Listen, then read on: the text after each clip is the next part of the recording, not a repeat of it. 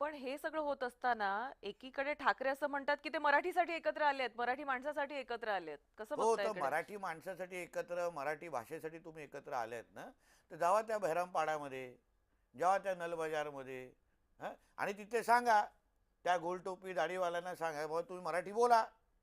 मदरसामध्ये जाऊन सांगा मराठी बोला.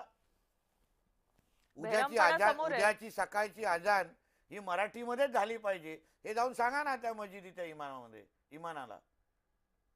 हाय हिंमत तुमच्यामध्ये? नुसतं हे मराठीचा मुद्दा हिंदू मतांमध्ये फूट पाडण्यासाठी, हं? तुम्हाला गरीब हिंदूला कानफडेत मारायची आणि त्याला सांगायचे मराठी बोल. पण जाऊन कधी त्या नलबाजारमध्ये मोहम्मद अली रोडमध्ये जाऊन उभं राहून सांगायचं नाही की कल से इधर सब लोग मराठी ही बोलण्याची. हाय हिंमत तेवढी आमच्या बाळासाहेबांमध्ये होती. ह्या लोकांना फक्त हिंदूंमध्ये फूट पाडण्यासाठी या जेहादांनी ह्या दोन्ही ठाकरे बंधूंना सुपारी दिलेली आहे, असा माझा थेट मुद्दा, थेट आरोप आहे. बरं मला एक सांगा की इतकी वर्ष ही